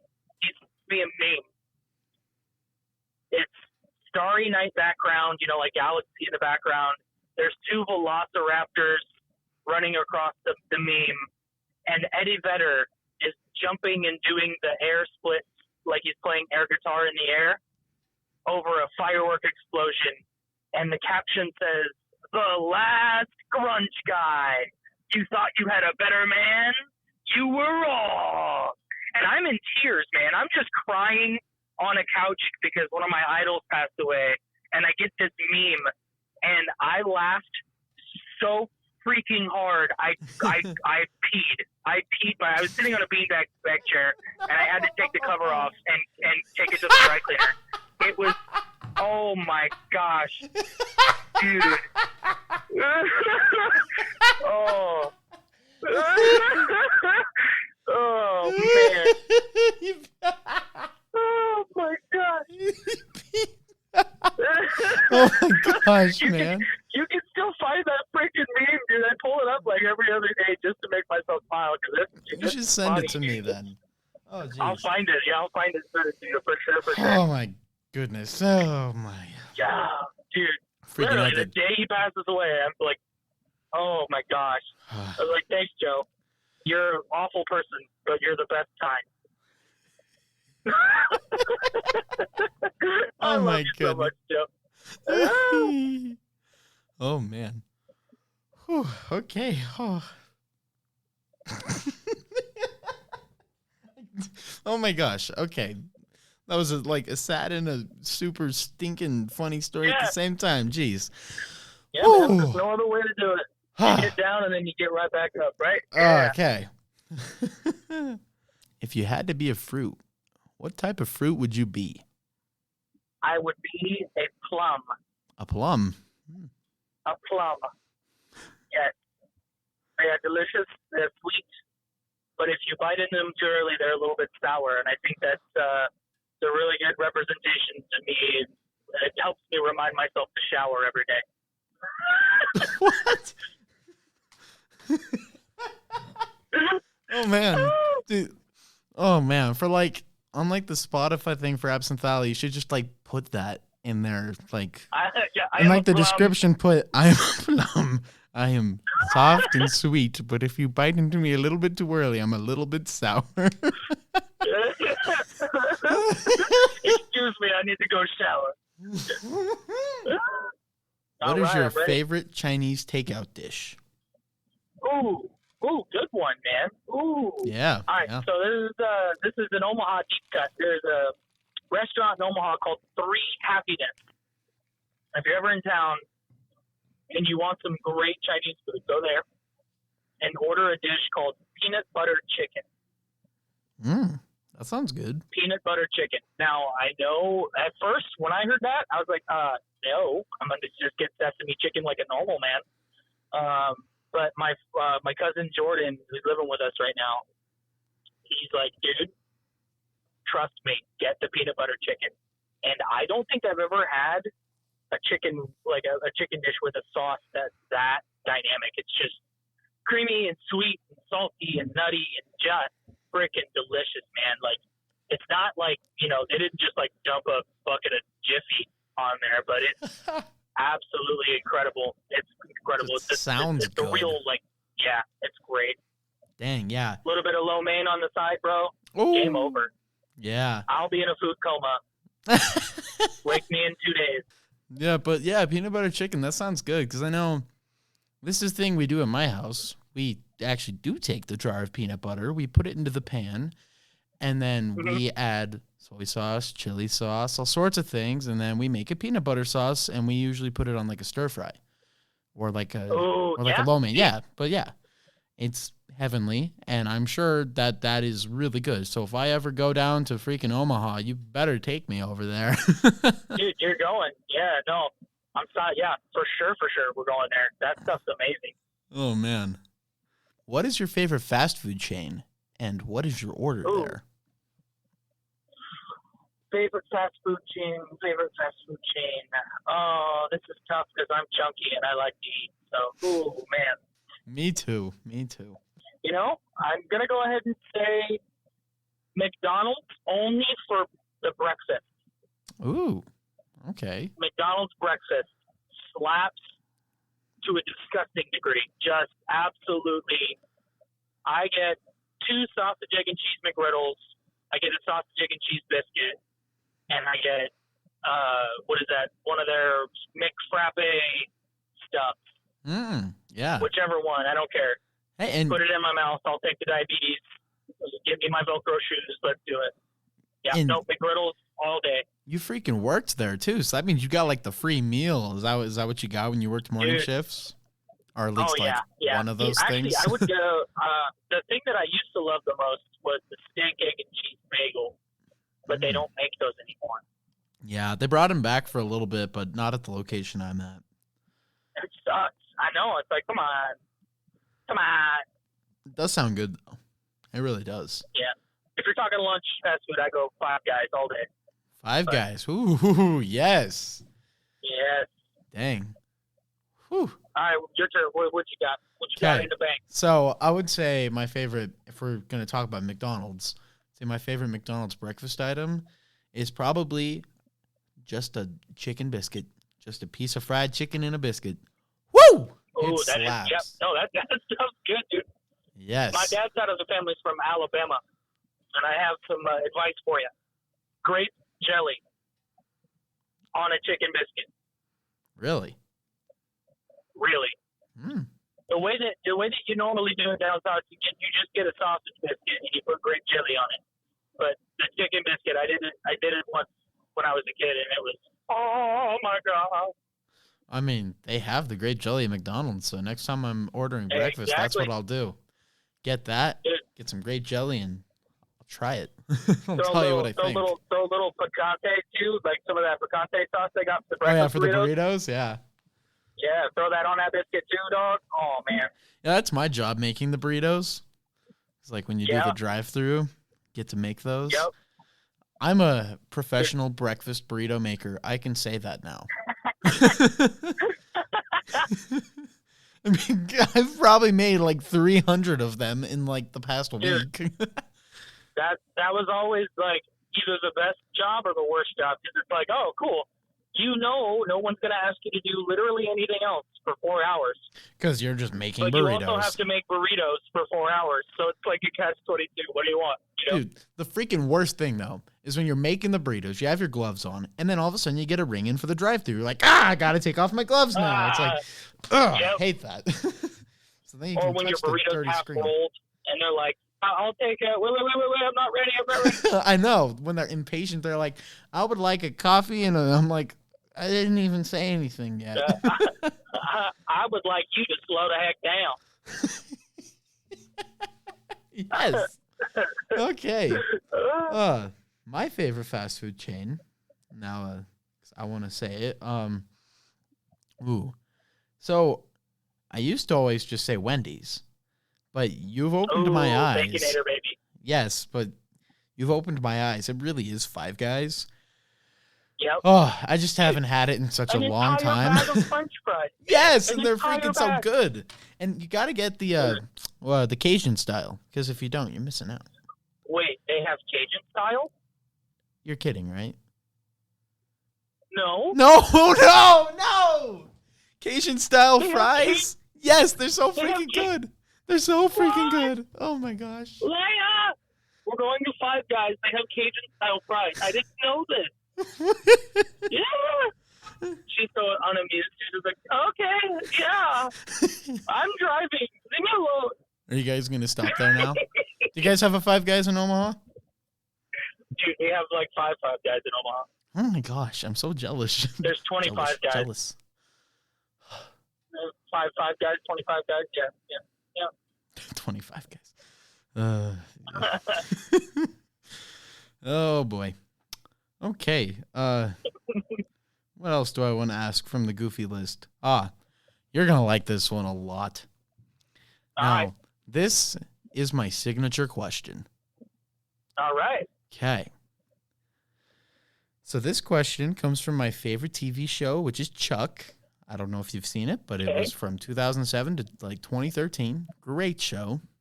Now, if you were on a stranded, deserted island and could have one sandwich with you, what kind would it be? And keep in mind, this sandwich is replenishing every day. Give me as much or as little detail as you would like. Ooh.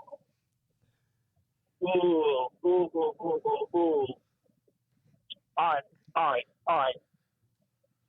So, I am a fiend for homemade breakfast food. So I would love a toasted sourdough bread, fried egg with a little bit of a runny center, so over easy but not over hard. Okay. Double up them eggs. I definitely want sausage. I definitely want bacon. And I can't live without ham. If this is the only sandwich I gotta have the trifecta. Okay. What kind of cheese are you putting on it? For a sandwich like that, I need white Wisconsin cheddar. Ooh. White Wisconsin cheddar, and then I need some texture elements. So I'm definitely gonna throw, I'm gonna take some hash browns and I'm gonna make my own hash browns. Like just like breakfast potato, like the small little cute hash browns that come with the peppers and onions in the bag in the freezer at the grocery store. Mm-hmm. But I'll make those myself, and then I will put them in a bowl after I cook them with some egg and flour and make basically croquettes. I love to cook, so this is all manageable for me. But make some croquettes, throw them in a shallow pan of oil, get them super crispy, and have like a hash brown patty on the sandwich. And the sauces, the final touch, the sauce has got to be, I have to have some sort of berry jam. So maybe I would say either blueberry or a blueberry chipotle jelly, which is incredible if you've never had one. They're fantastic.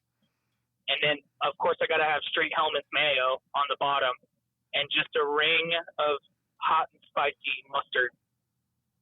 Smash that thing together, maybe a couple of dashes of Tabasco. But yeah, wrap that dude up and butcher paper cutter in half and send me off to the island of the lost. I'll be fine. Oh, man. Now we know. Yeah, you know, man. That sounds like a magical sandwich. Yeah, man. Dang. It is a magical sandwich. I've made that almost exact sandwich before. Mm-hmm. Ooh. Okay, I'm going to amend one thing. Ooh. On the sandwich, the bread. Ooh. Sourdough, but I'm making the bread. Taking that sourdough and making it French toast first. So it's French toast for the bread. So you've never had a Monte? You ever had a Monte Cristo? No. That's a French toast sandwich with ham, Swiss cheese, mayo, jelly, and then you dust it with powdered sugar and drizzle it with syrup, and you eat it with a fork and knife. Oh. Yeah. What? First thing my grandmother ever taught me how to cook when I was about 5 years old was the Monte Cristo. Dang. Yep. That sounds good. Wait, but you said so take the sourdough and make it into you said take the sourdough, make French toast with the sourdough. French toast sourdough. Dang. That sounds good. Yeah. Unfortunately, that is all of the questions I have down. Hey, man, that's all right. I appreciate it. I appreciate every single question.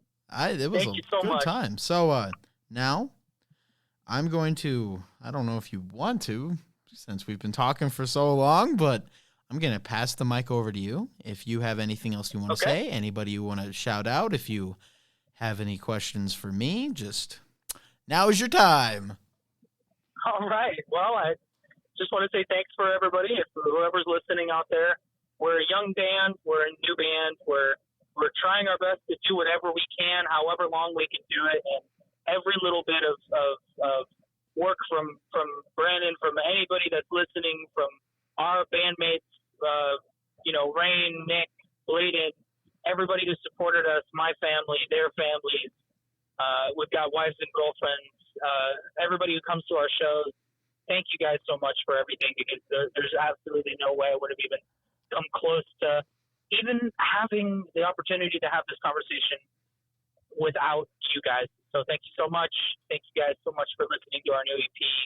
Keep plugging our stuff, spread it around. You guys are how we grow and how we know we're doing what we want to do for the rest of our lives. So thank you guys so much. Thank you so much, Brandon, for having me on and talking to me and coming up with all these questions and doing the work. So I really appreciate it, and I know the guys will appreciate it too. You're incredible. Keep doing this amazing work you're doing, okay? Thank you. And yes, I will. I promise I won't stop. Yes. Can't stop to get the wonders in you. Oh, boy. Now we're singing RHCP. Woo! Yeah. Chilies. Oh, hey, last question. Okay. Last question. I know. I still got the mic. I have to talk to you. I'm ready. Favorite Red Hot Chili Peppers song? Go. Snow. I mean, it's Snow. Yeah. Yeah. I like that one. I like that. I'm going to guess that's not your favorite because we didn't scream at the same time, but but like I love that song. I'm a Flea fan, so I got to go all around the world. Yes. I love Flea. Yeah. Yeah. I would love to play bass like him someday, but I'm not that awesome. You will be, my friend. You will be. Time and dedication. Yes. Well, Preston, that was an amazing interview. Yeah, that was definitely the longest one I've done, and that's not a bad thing at all. That one was freaking epic. Like, we went over 2 hours of solid, amazing conversation. So thank you so much for sticking around and talking to me this long. That was an epic conversation, and I really feel like we're best friends after this point. So yeah, man. Hell yeah. Yeah. Well, is there anything else you'd like to say, or? No, I mean, keep rocking in the free world, keep kicking it, keep killing it. We'll see y'all next time. Yeah. Well, thank you so much for doing this with me once again, and I hope you have a great rest of your night. Yeah, you too, man.